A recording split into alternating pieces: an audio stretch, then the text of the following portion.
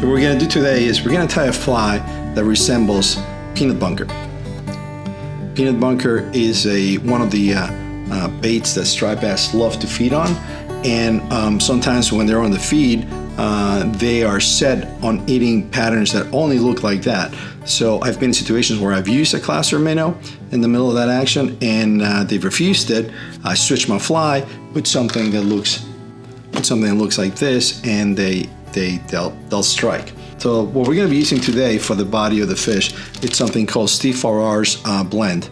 It's a synthetic material that has angel hair in the mix that gives it just the perfect blend of shine, sparkle to the body. We're going to use white, a little bit of tan, just a little bit of purple, and we're going to define the shape, the overall shape of the bait fish using a little bit of black. Crystal flash. We're going to be using a Mustad 2.0 tarpon streamer. The reason I'm doing that is because it's a pretty wide gap, and it will allow us to build the fly on top of it and leave plenty of space to have a clean set on that fish. Let's get started. For this particular fly, I'm going to be using monofilament thread.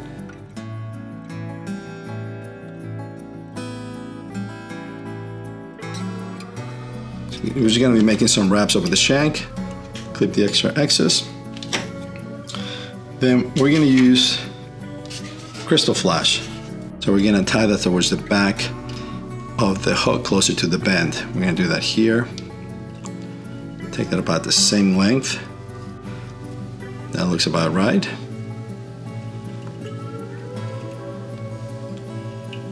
And just make a couple wraps to tie it down. That's all we need. Okay, we're going to take a drop of UV resin, just a smidge, and we're going to build a back, if you will. We're going to put a drop of this.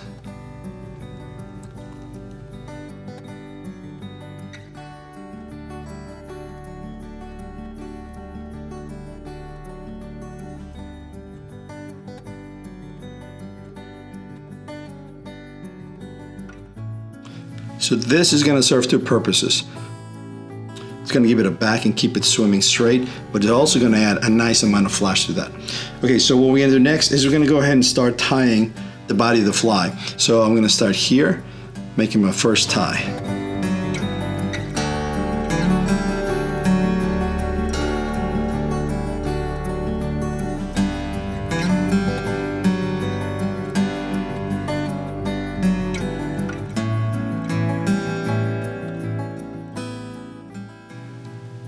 So I'm gonna a couple about here. And that's all I need. Good. We're gonna flip this around and make our lower body tie.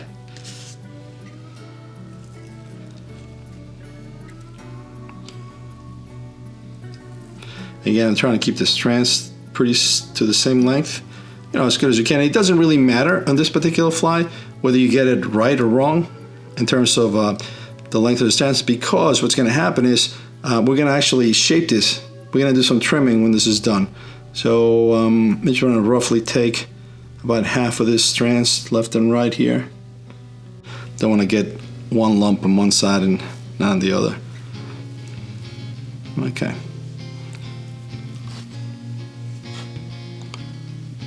Okay.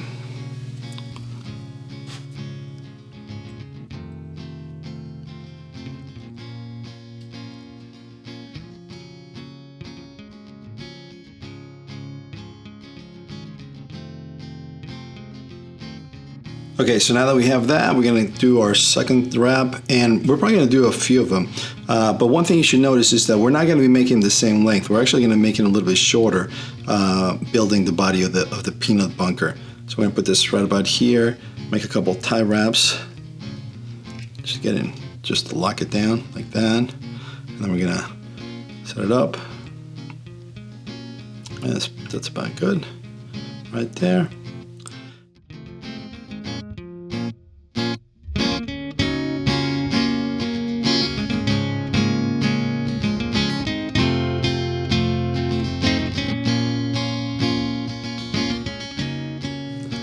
And so that's kind of nice and even.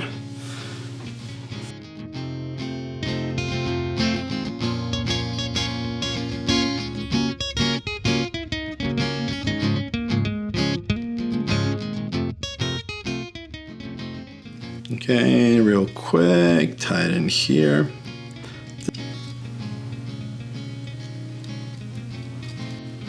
That's about right. Make our material backwards. So now we have that in there. We could think we're going to put another wrap on the upper body. I think we will.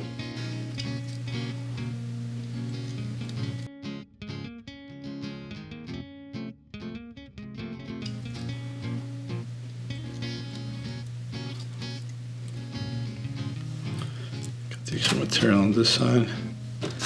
We don't need that. Okay.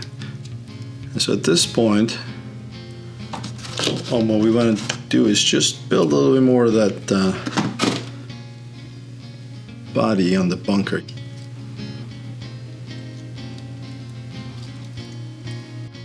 Yeah, we're going to put a little bit more white in here on top. I'm going to put a little more on top, a couple of wraps, just to lock it down, get an idea what's what. And we're going to put this higher here. This is going to be a little bit longer than this on the front. So this particular strand is going to be longer than the one that's in the front.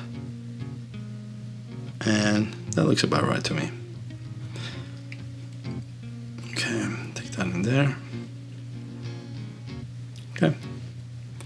We're going to do the same thing we did before. We're not going to tie the material down to the shank of the hook. We're actually going to make wraps in the front of it to lock it down,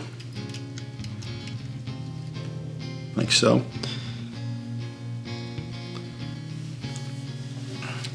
Flip this around.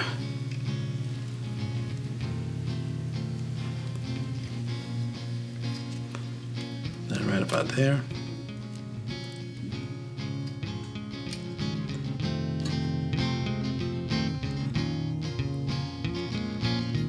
Down, pull it back a little bit.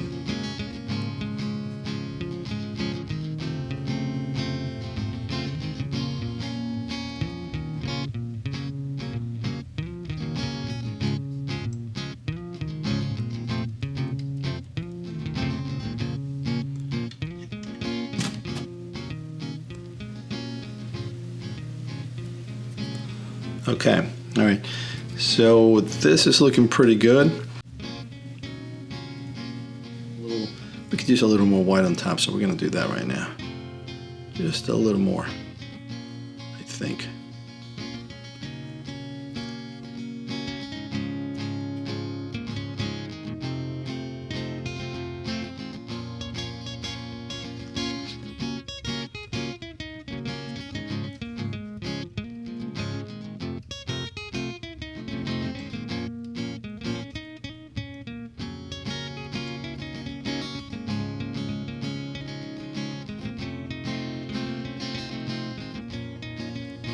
Peanut bunker, the body of a peanut bunker is mostly white, right? But when you hold one up close, you'll see that they have this sort of a greenish tints of brown and purplish, and so I'll take just one quick tie down to make sure we're about the same length. Yeah, that's about the same length. Okay, good. Maybe this one a little bit longer. Yeah, right there. So we're gonna lock this down.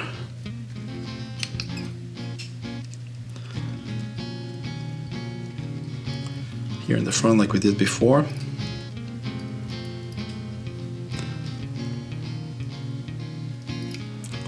Okay. All right, we're starting to get in there. Good. I'm gonna add just a little bit of a different color here. Get a little bit of a green just to create that, the slightest amount ever, just to create that accent on it. Like that, so. Quick tan then.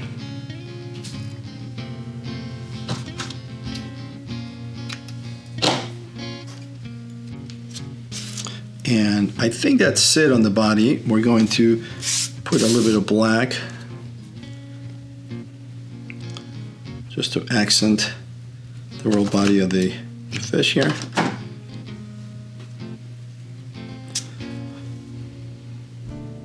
Yeah, that's about right.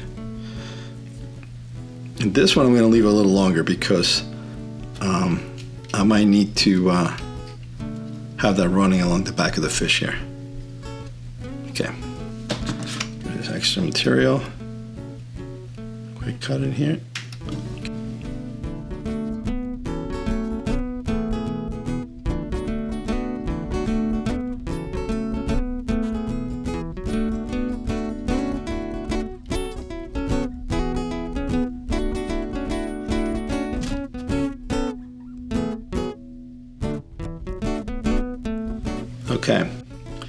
Okay, so that's it. That's the fly there. Let's take a quick idea of how long this is. So this is going to be about a 5-inch fly, right? Yeah. So when we trim this, we're going to trim this down to about 3 inches in length. Okay. So at this point, what we're going to do is we're making a wrap to finish the fly, and we are done.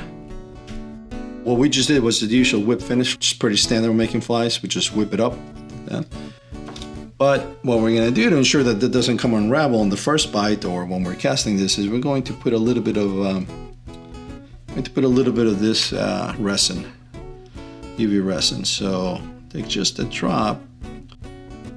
Okay. All right. So I think that's it. Let's just spread it around evenly. And we're setting this in place. Okay, that's pretty cured by now, so that's pretty good. To finish it, we're gonna go ahead and put these eyes on it. These are 3D eyes. I love using this for this particular bait patterns because they really stand out, and I have a feeling that when fish see these underwater, they really attracted to that. The way I do this is fairly simple. Again, I'm gonna use UV resin. And I'm gonna put my eye towards the back of the hook, not in the front. I'm gonna put this towards the back of the hook. Again, trying to mimic what a bunker fish looks like. So I'm gonna do this on my side first because this is what I can see. Put just one drop, just one little drop in here. Perfect. Take my eye. I carefully place it in here. I use my scissors just to make sure I put it in the right place. Excellent, right there. I'll take this.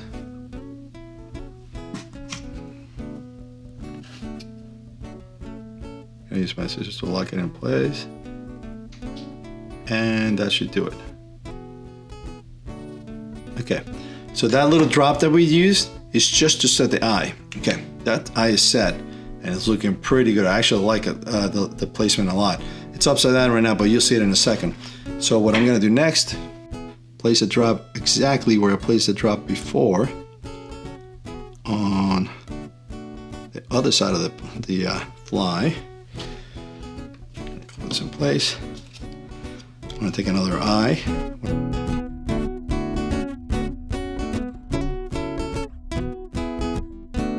I think these are 8mm eyes. Okay, that looks pretty good to me. See that? Looks like I have it in the right spot. So again, using my scissors here, I'm just gonna lock it down.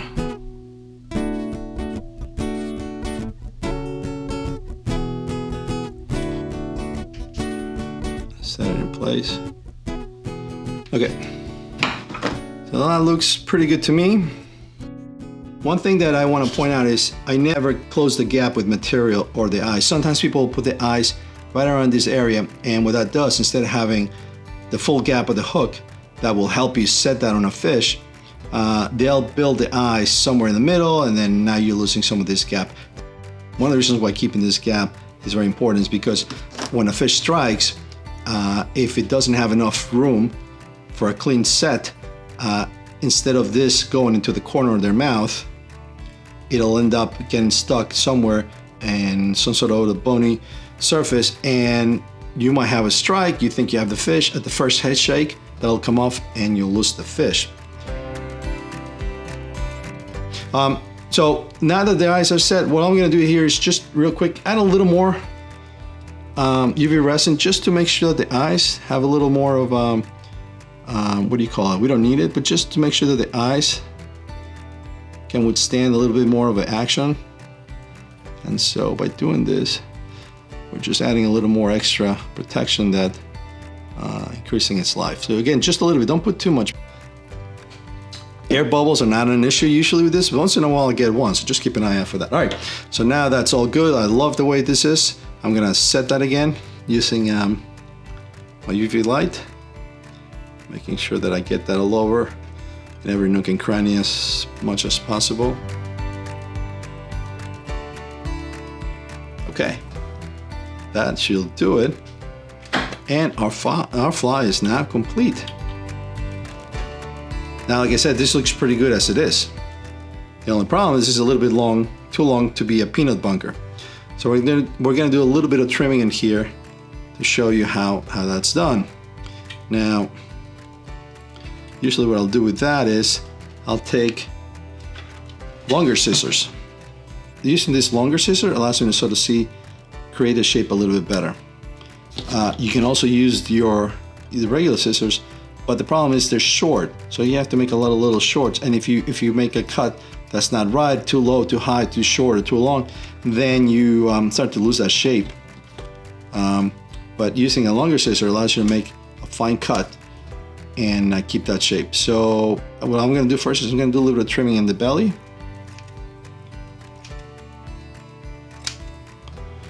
Okay, that just creates a little bit better of a definition. And I'm going to do a little bit on the top here.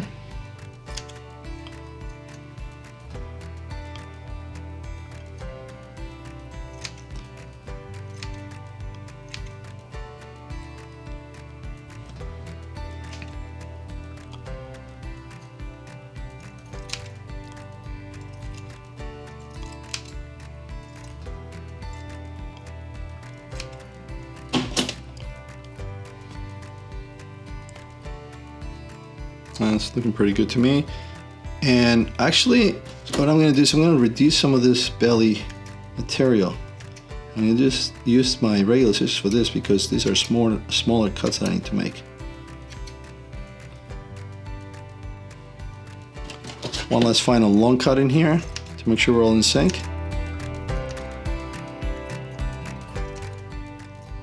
And I'm liking this a lot. Okay, I am done. I'm going to put this back in the vise to show you. So that's it. Here's the pattern. Hope you get to try this on the water. By the way, here's the lateral line that I made before. Remember I did that with Crystal Flash? See how it runs?